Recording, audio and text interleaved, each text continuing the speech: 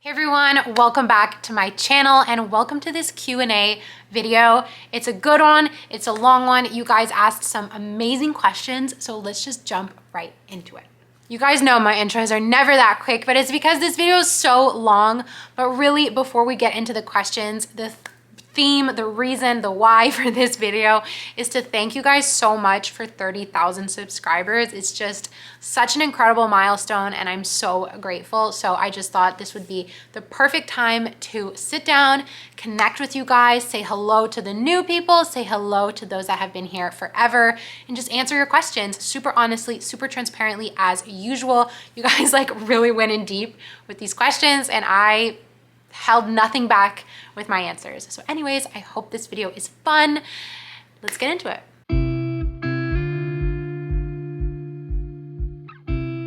So I decided I'm just gonna answer as many questions as I can within about 45 minutes. So yes, it's gonna be a super long video, but I hope you guys just get cozy, put it on in the background, do what you gotta do, and let's hang out. I'm gonna start the video with a lot of questions about how am I adjusting to my new life.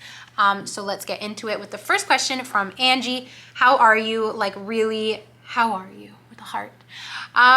Yeah. I always like this question because it's you know when you are bumping into someone, you're like, how are you? Oh, I'm good. How are you? I am okay. We got a honk. Yeah, I feel like I'm okay. Some days are really good. Some days are really bad, to be honest. Today was a bad one. And yeah, I'm just there's so many things I think that are contributing to how I'm feeling right now. Work is obviously one of them. The time of year is just horrible. I fucking hate this time of year. Lockdown, everything is just not keeping me in a really good space. And I know we can put the blame on external factors, but it's really up to us. So I'm just trying to do the work to feel better, but it's been hard. And that is a very truthful answer of how I'm really doing. The next question is from Jaylene. How is your mental health with all of this change that has been going on in your life?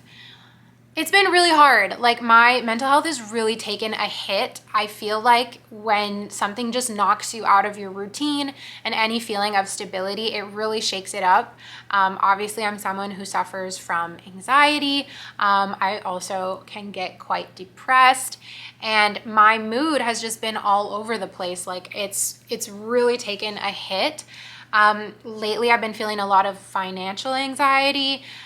Because with this new way of work that I'm doing, so YouTube and freelance work, you don't get paid bi-weekly. You get paid kind of sporadically. You get paid when you invoice, and then a lot of brands have a deal where you send them the invoice and they have up to 30 days to pay you. So you can do the work and not see a cent until a month later, which is really difficult.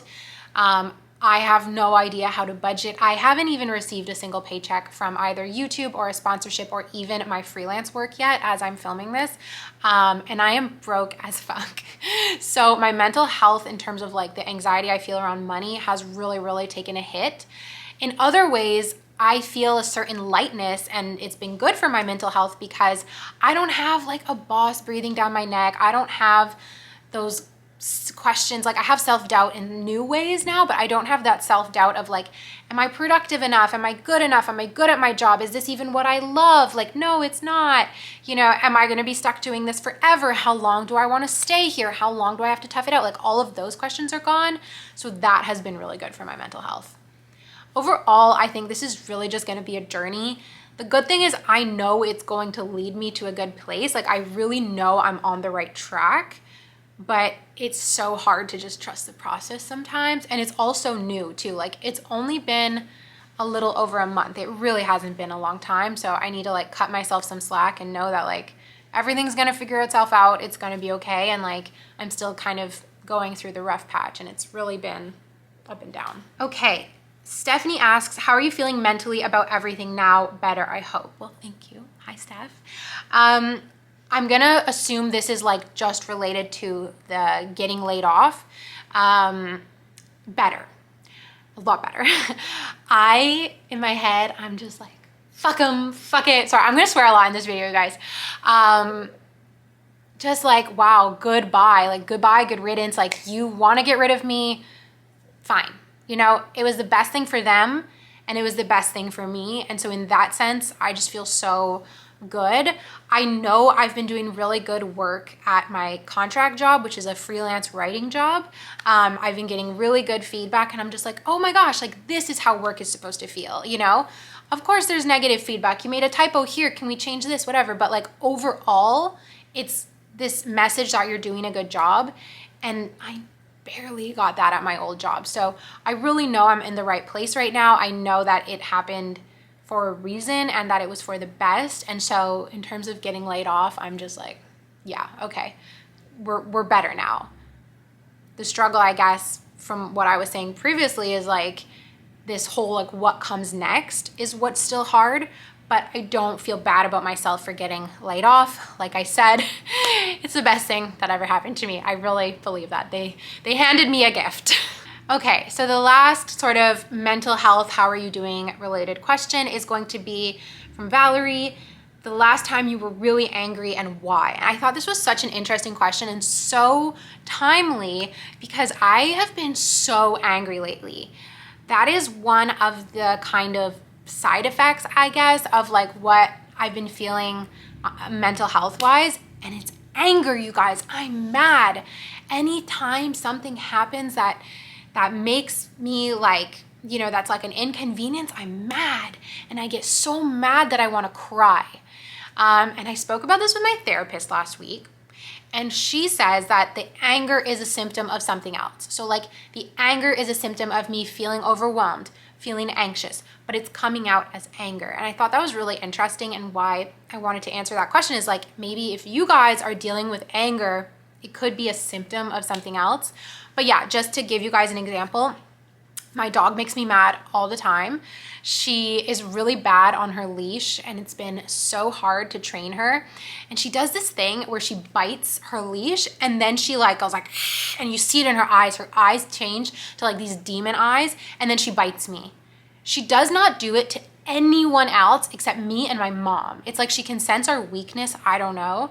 And when she bites me, oh my God, I get so mad because it hurts. It hurts so much. And you know, she's a dog, like what can you do? So I feel like I just have to hold all my anger inside of me. Because obviously if it was a person that bit you, you'd be like, what the fuck, man, you know? But the dog doesn't understand when you tell it what the fuck, man. So yeah, that was a time, that was like literally the last time I was really angry was at my dog this morning. And then I feel like what happens is like I get angry at one thing, like I get angry at the dog biting me, and then suddenly I'm angry at everything else. I'm angry at the snow on the ground. I'm angry at stupid Montreal that uses rocks instead of salt. Like I just get angry at everything. And then it turns to like crying, and I'm just crying of like frustration and anger. It's like, it's really a mess. It's really a mess. But yeah, you guys are getting my like 100% raw, unfiltered answer here. Because that's it. That's life. This is such a hard time of year, and I know I'm not alone. And that's the answer to your question. Okay, last one. I think I said last one on the previous one, but from Jenna, are you happier now that you don't have a 9-to-5 corporate job? Short answer is yes. Overall, yes. I love knowing that if I want to go on vacation, go visit my parents, go to the fucking spa, go for a walk, whatever I want to do, I can pretty much do it on my own time. You know, learning how to make a schedule now and balancing everything is obviously different, but it's a huge relief knowing that I don't have to like deal with those sort of corporate red tape things. You know, those like barriers that a job puts into place in your life. I've never liked that. I've never felt super comfortable with that, like feeling controlled. Which you could get into like a whole other thing about that. It's just my personality type that like if you tell me I can't do something, I want to do it even more. So like, no, you can't take vacation on this day because it's our busiest time of year. Well, what do you mean? Now I really want to take vacation, you know? So I just think corporate was never right for me. I think I always knew that deep down. So yes, I'm much happier outside of that realm. So that's that on kind of how I'm feeling. Next up is I got a lot of questions about money. So I'm going to answer some of them now. And let's start. From the Man's Cave, have you considered moving to a more affordable apartment to save money? I really wanted to answer this question because I've been getting a lot of comments about this on my videos, and it's just a little bit frustrating, to be completely honest, like keep seeing the same comment over and over again. So I'm like, okay, I'm gonna address it in this video and then I don't have to look at it again. So my rent is $1,350 a month plus parking. It comes out to about $1,500 a month. Now, for me, that is very expensive at the salary that I make. It's expensive, and you know, it always has been. It's always been this thing where I'm like, oh, okay, my rent's a little bit expensive. I got this apartment 3 years ago, and when I signed for it 3 years ago, Montreal rent prices were extremely low. Like, it really was expensive that I was gonna pay $1,300 for this apartment. But you guys, I have a beautiful apartment. I really, really do. And the thing is like, let's call it lifestyle creep. When you move by yourself into a beautiful apartment, you're not gonna wanna go back to living with a roommate or living in a less nice space. You're just not gonna wanna do that. So for many years, I always justified this place. You know, I have a good job, my income was only gonna grow, it'll be okay. And I really got to a place where I felt comfortable with the rent that I was paying compared to the money that I was earning. I didn't have any more debt. Like, I felt really good about my apartment. Then I lost my job and I thought, well, maybe I should move. Maybe I should move. So keeping in mind, you guys, that it's been 3 years since I've looked for an apartment in Montreal, rent prices are insane now. So it wouldn't even make sense to move because I have a very big apartment. It's about 750 square foot. Like I said, it's really nice. I love my neighborhood. Like, I'm really happy here. If I were to move to something cheaper, like, I would either have to leave my neighborhood, and all of my friends live in this neighborhood. Like, it's kind of become like part of who I am, part of my life, you know, everything like that. I'd have to move away from this neighborhood or get a roommate, which is like so not an option. I love living by myself. And there's a new problem of I have a dog. So like, I can't just move anywhere, not a lot of places except dogs. So that pretty much canceled out any idea of moving, because for a nice place still kind of in this area, I'd be looking at $1,200 a month, which is like the savings. It's just not worth it to like pack all my shit and move. It doesn't make sense. So that's that on moving. No, I will not be moving to a more affordable place, or I'm not gonna move to save money, because at the end of the day, it really won't save me any money. Next money related question is from Emily Kathleen. What has your experience with telling friends and family you're on EI be like? I had to go on EI also. So EI is employment insurance. It's when you lose your job and the government gives you money. It really hasn't been an issue. Like, all of my friends found out the same time you guys found out, pretty much, by like that video. My close friends, like, I texted and they knew like right away. And nobody was judgmental. My parents either, like, were not judgmental at all. The only people I was really nervous about telling was actually while I was in Florida. I was really nervous about telling my boyfriend's family. And there was one point where like I was talking with his stepdad, and I even just lied and said that I still had my old job. And I was so embarrassed that I lied, but like I was so embarrassed to tell him that I didn't have a job. So I told my boyfriend, I was like, I told your stepdad that like I still work at my old place and whatever. And he was like, you're so dumb. Like, go tell him that that's not true, you know? And I ended up telling his mom first, his mom and his aunt, and they were so incredibly compassionate. You know, they were just like, let's go sue them. Like, you know, like they were so understanding, because it's something that happens to everyone. And most of the time it's just not a reflection on you. Like, unless you did something stupid and told everyone at the company to go fuck themselves, like, there's really nothing to be ashamed of. And yeah, my experience telling everyone has been great, and everyone is so like supportive and kind and understanding. Castle Made of Sand asks, is it liberating to let go of your previous lifestyle? Maybe this is a question you'll only be able to answer after a few months of frugal lifestyle. Is it liberating to let go? No. The reason for that is, I'm just gonna be completely honest, I don't plan on being frugal forever. This is not a forever change for me. I like things. Do I want to be more minimal forever? Yes. But do I want to be frugal forever? No. What do I mean by that? I have aspirations to own designer things in my life. I have aspirations to own a really nice car one day. I am a materialistic bitch in some ways, okay? Honestly. Do I need all of those things right now? No.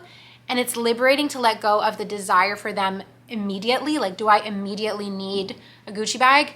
No. So it's liberating to let go of it that way. But am I gonna be on this frugal lifestyle forever? I certainly hope not.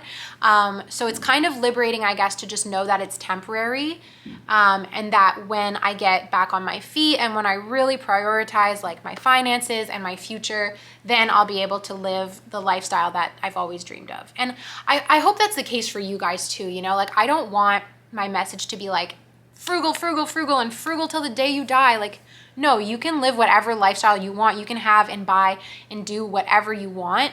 I just think like my message is like, set yourself up for comfort so that you know like every month you can pay your bills, and that one day you'll be able to retire, and you'll be able to retire when you actually want to, like not necessarily just at 65, but like maybe you want to retire sooner. Be smart, think about those things, and then make everything else you want work in your budget. Right now, I don't have room for anything else that I want. It's okay, it'll come. Okay, this is a different kind of financial question from Robin. What would you do if you won the lottery? Okay, I have this vision in my head. If I won the lottery, I would go to the Maldives. You know that, like those like blue ass water, like, you know, like straw huts, and like you go on, there's like a boardwalk, and then there's like the little, and then there's the straw huts, and you have like your own hut that like directly goes into the ocean. That is my dream, and that is what I would do if I won the lottery. First thing, very first thing, boyfriend, best friend, we're going to the Maldives. That's what's up. Hot Doy asks, how did you manage to pay off debt so quickly, and house buying plans? Okay. So paying off my debt quickly, I have a whole playlist that I created on YouTube of like how I paid off my debt, but the short answer is I prioritized it. I made my debt my absolute priority, and every month I put down $1,000, if not more, to paying down my debt. I didn't really prioritize savings. I didn't prioritize a lot of other things because I really wanted to pay off my debt. So I recommend you check out those videos. I have like one video in specific that goes into all of the ways that I like paid off my debt so quickly. So if that interests you, you can check it out. But yeah, basically you just have to make it a priority. Anything you make a priority in your life will happen quickly. You make, you know, dating your priority, and you're gonna spend all of your time dating. And you make paying off your loan your priority, you're gonna pay off your loan. House buying plans, no. Everyone gets mad at me in the comments that I say this, but let me tell you a story, you guys. My sink broke in my apartment. It broke. Did I have to pay for it? No. Am I throwing money out the window for rent? No, because I'm paying for a roof over my head and a sink that works. That is not throwing money away. Let's change that narrative. Okay, last money buying question. She asked to remain anonymous. Now that you have no steady income, do you regret paying off your student loan so soon? AKA, do you wish you still had that money right now to support you? No, I don't regret it. And let me explain why. If I had not paid off my loans, all of that money, so that $40,000, I wouldn't know where it is right now. I would have spent it. Having that loan made me so conscious of money, and every other dollar that I had, like every dollar that did not go to paying off my loan, went to drinks, clothing, social activities, you name it. So imagine if I didn't have that loan, all of that money would have just, I'd have Gucci bags, I'd be decked out in designer shit. So no, I don't regret it. Paying off that loan taught me such a valuable lesson. It taught me the freedom that being debt-free can have. And it taught me, like, it really taught me about the value of money. And I know that if I didn't have debt, I wouldn't have started saving. Like, it's not like I would have taken that $40,000 and saved it. Like, it just is not where I was at back then.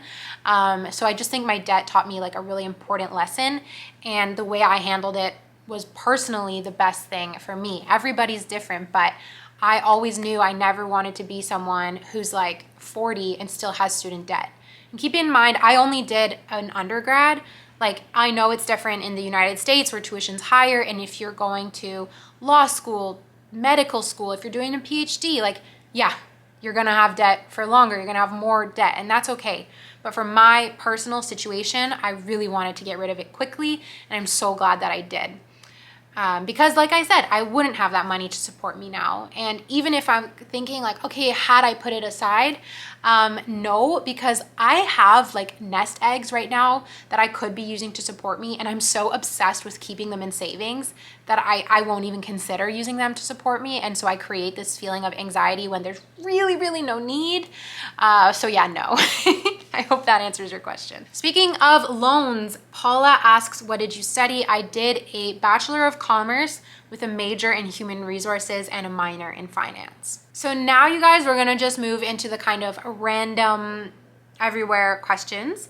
So Tamiris asks, would you tell us more about how you learned to trust your intuition? I'm going to do a full video on this. I promise it is coming. But I learned just through experience. Every time that I had a little voice telling me something and I either ignored it and what it told me was coming true came true, you know, that's validation that your intuition is spot on. And other times I listened to my intuition and amazing things happened. And so just the balance of both over time is really what taught me to be able to trust my intuition. The other thing is you have to be aware. So once you start being aware of your intuition, you'll feel it all the time. And I'm lucky that my parents made me aware of my intuition from a very young age. So I have like lots of years of experience of like listening to it or ignoring it to build up that foundation of trust. But it's never too late to start. So yeah, that's a short answer of how I learned. Okay, you guys, my battery's about to die. So we're gonna take a quick break and I'll be back to answer more questions. Okay, welcome back. Let me pause this. I just went and washed my dishes and I'm gonna wrap this up. I'm about to go out on a date. So let's keep going with more like personal random questions. This one is from Pippa. Do you go on birth control? And if yes, how do you feel it affects your day-to-day mood? So I'm on a IUD form of birth control, so it's non-hormonal. I really don't feel it affects my mood. The only thing is like I do get PMS.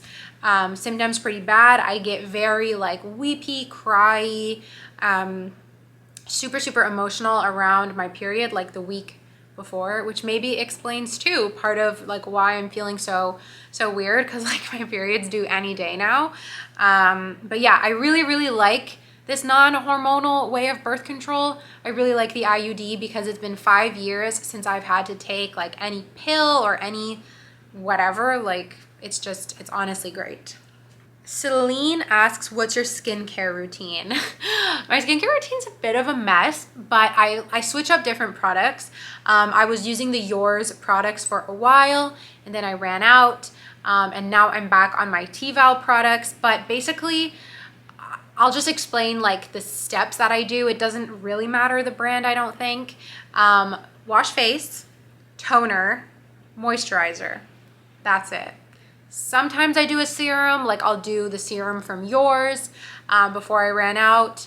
So serum and then moisturizer. And sometimes I do the Glossier vitamin C serum, but it really depends. Like ever since I ran out of those Yours products, I should get more. Ever since I ran out of them, like I haven't really been in a routine.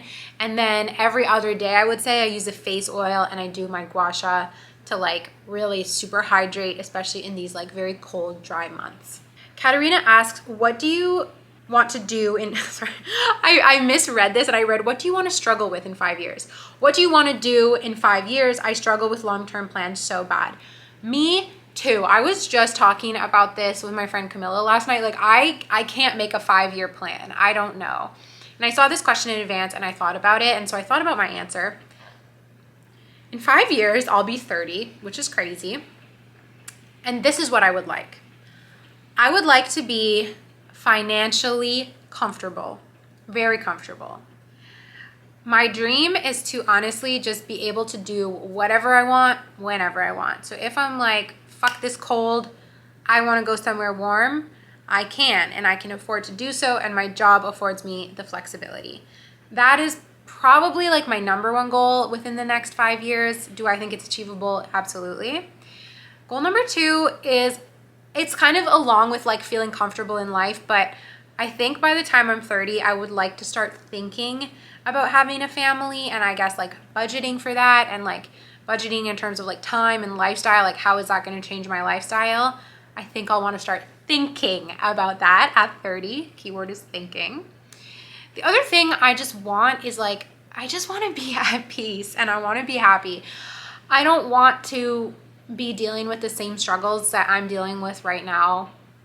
Financial anxiety, self-doubt, low self-esteem. I don't want to be dealing with that in 5 years. Like I feel like I'm kind of going through hell at this exact point in my life, like with my mental health and like just total like change of lifestyle and everything.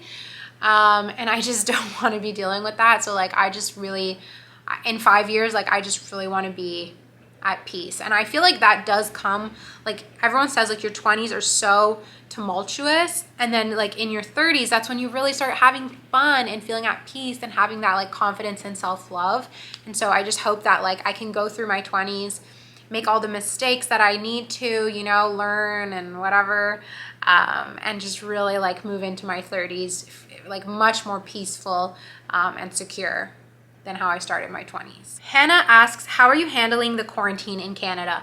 Not good, not good. I am so sick of it. Don't get me wrong, I'm not one of those freedom convoy people, but to be honest, I'm sick of it. I really was having a very hard time coming back from Florida where everything was open and it was sunny and beautiful to like full on freezing cold lockdown Quebec. Like it was horrible.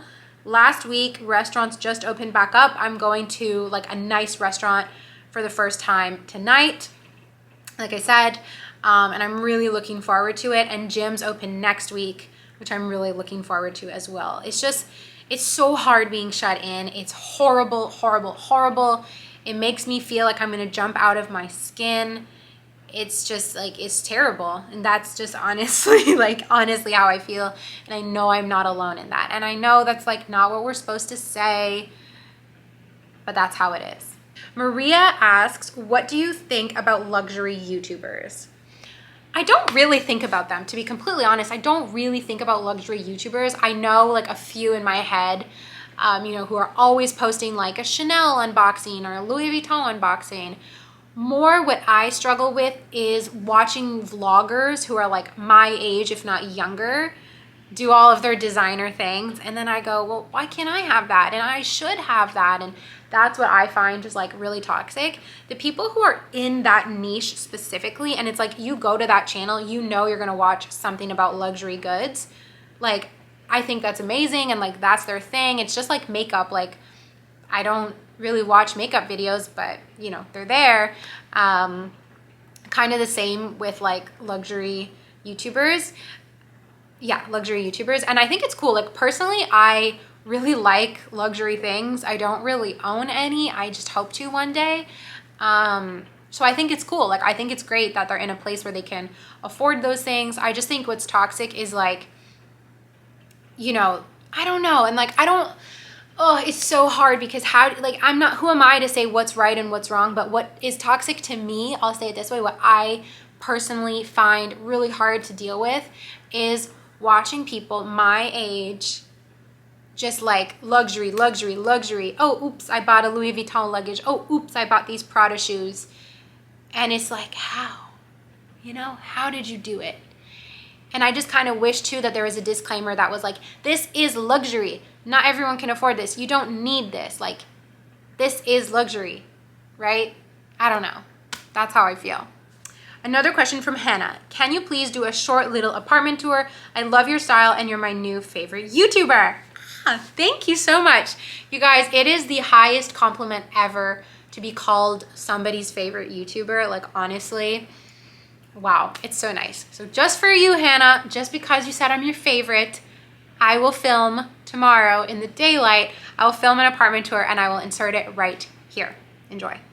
So when you first walk into my place, I have this little like mud room, I guess you could call it, where I keep like my winter jacket and all of my shoes and boots, winter accessories, and I have dog stuff here. Well, that's my scarf, but okay. It's not perfectly clean in here, all right, guys? Then you walk in and this is my kitchen.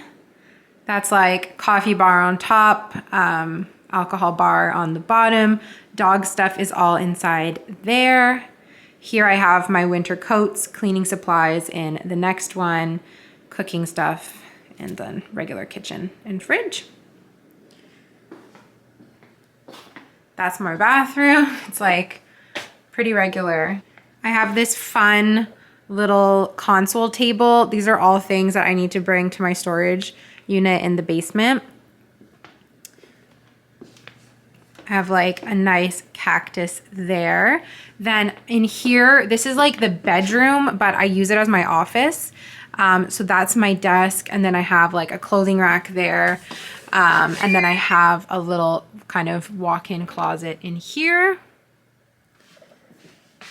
That's what it looks like if you're standing there. These are the stairs that go up to my bedroom. This is the living room. It's by far my favorite room of the house. These shelves my dad and I made. I think they're pretty nice. This is my like aesthetic corner featuring my prized Monstera plant. And then this is like where I always am kind of filming my videos in the morning, hanging out on the couch here. This table I made to be like a plant and sort of yoga section. So when I do yoga from home, I put my mat out here and then I put my computer on that table and it's like my own mini yoga studio. Lastly, you have the stairs. So I put a little bit of decor there and then they go up, Maggie's ball, they go up to the bedroom. I'm always hanging laundry off of the loft part here because it's easy. And that's my bed. This is my bedroom. Clothes that I need to put away. Little like dried plants, more laundry. It's very cozy up here. I really like it. And from here, you just kind of have a view of the whole apartment. I love this question. Polly asks, given what you've known now, would you have done consulting again? Yes and no. Let's say I didn't have a YouTube channel, okay? Let's say that I didn't have this to now be my job and my business, whatever. Would I have gone back? Would I go back and do consulting? Fuck no. Fuck no. Because I'm not good at that shit. I'm good at giving presentations and that's what I wanted to do with consulting, but like there's so many other ways that I could have gone about that. So no, I would have, I think, gone into like marketing or a recruiter role. I would have really done things differently. That being said, like looking at the way my life is played out now, you know, we can't change anything because I believe that everything happens for a reason. So from that angle, like, yes, I would still go into it. But like I said, if it was just like career-wise, like no, I would not have gone into consulting. Everything about consulting is like so fucked. And like when I, you know, hear you guys' stories about consulting and I hear people's stories about like non-consulting where it's good, I'm just like, not that every consulting job is bad or and every non-consulting job is good, but hearing the you guys, my camera died again. I'm gonna need to do like speed round through these last questions. There's so many more. Okay. Justin asks, what are you watching on Netflix right now? It's not on Netflix, but I'm currently watching Succession, starting at the first season, and it's so good. I hate all of them, and apparently that's why we all love the show. Bria asks, any plans on moving? Does your boyfriend contribute to your goals? I'm gonna assume this question is like moving in with my boyfriend. The answer is no. We both really like our own space right now. We both really like our own individual apartments, and it just doesn't really make sense to move into a place right now. I believe somebody else asked how long we've been dating for, and it's only been 6 months. So for me, it's just way too soon to move in right now. And I've spoken about this before, but I really only plan on moving in with a boyfriend if like marriage is on the table. And after 6 months, like, you know, it's just kind of like too early. But does he contribute to my goals? I would say yes. I feel like he's so incredibly supportive. We don't really sit down and like talk about our goals together, which to be honest is something that I wish we did. And I think like we need to start doing. I think both of us are just a bit unclear on what our goals are right now. Like we know in the general direction that we want to head in, but we don't have like these specific goals, at least not that we've like shared with each other. Maybe I'm gonna ask him at dinner tonight. But he's so supportive. And I just wanna share this quick story time with you because I don't know, I think it's interesting. So when we first met, you know, he didn't really know what I was doing on YouTube. Like he didn't watch and he's not a social media guy. And I think even like some of our friends probably like, because we've known each other for a long time, and we have a lot of like friends in common, or like a lot of his friends know me. And I'm sure a lot of them made fun of me. And like, I know for a fact that some of them would like, yeah, make fun of me and like whatever about my YouTube channel. Fuck them, right? So I'm sure he thought it was really weird. And like, I'm sure his friends were like, oh, you know, are you gonna be on the YouTube channel? And like, I'm sure it was really awkward for him. But when I sat him down and told him like, I want to do this as like my career, he became so supportive. And it actually took me saying to him like, listen, I don't feel that you're that supportive of my YouTube channel for him to switch. So we had this conversation where I said, I don't feel that you're that supportive. Like, can you tell me why? And he was like, well, honestly, I just don't get it. I don't understand what you're doing. I don't know what this whole YouTube thing is. Like, I just don't get it. So I explained it to him. And ever since, he's been so wonderful and supportive. He like is the one who called me when I hit 30K. Like he tracks my subscriber count. And he's like showed me ways to like, you know, track my growth and track like my income, and then like be able to turn it into graphs to see over time like how things are growing. So yeah, we went from like not super supportive to insanely supportive. And I just want to share that in case you feel like maybe your partner is not supporting you on something. Try asking them to be and see how that turns out. Tiberius, I hope I said that right. Hey Zoe, as a fellow victim of winter blues, have you considered immigrating to a sunnier region? Yes, all the time I think about it. It's just, I feel like it's not super realistic, and that might just be a mental block that I need to get rid of. I would love to. My whole life since childhood, I've known that like I can't stay in Canada forever, at least not all year round. I need to like become a snowbird because I hate the winter so much. Maybe that should be one of my 5-year goals, is to like become a snowbird. So yeah, I've considered it, and it's definitely not off the table. Something I'm probably going to keep thinking about for many years, and I just, one day I'm going to make it happen. I'm not even going to say I hope to make it happen. I'm going to make it happen. Casey asks, how do you like the prepaid credit card? I love it. Simon asked, what's your favorite swear word? I think you can tell from this video, but it's fuck. And one last question from Spancy, tips to have a great relationship. This is gonna be the last question I answer. Have fun, keep on having fun. I've been in like a serious relationship before where as soon as we became serious, where we said, you know, I love you, we're boyfriend, girlfriend, whatever, things just became boring. Like for some reason, there was this thing that was like, okay, we're serious now, we're gonna stop having fun. And my current relationship is by far the best, most fun, wonderful relationship I've ever been in. And it's because we always have fun. We have fun together no matter what we're doing. We love to like schedule things. We love to go out for dinner. We love to go on walks together. We go skiing together. Like we're just always doing stuff, and we always both keep it a priority to keep having fun. So that's my tip. Okay, you guys, there are so many more questions I want to answer. Maybe I'll include a part 2 in my next vlog, but I think this video is long enough. So to everyone who submitted a question, thank you so much. To everyone who watched, thank you so much. And to everyone who subscribed and got me to this amazing milestone, thank you so much. I love you guys so incredibly much. Filming this video has been so much fun. It put me in a good mood. I hope watching it does the same for you. And with that being said, I will see you all in my next video. Bye.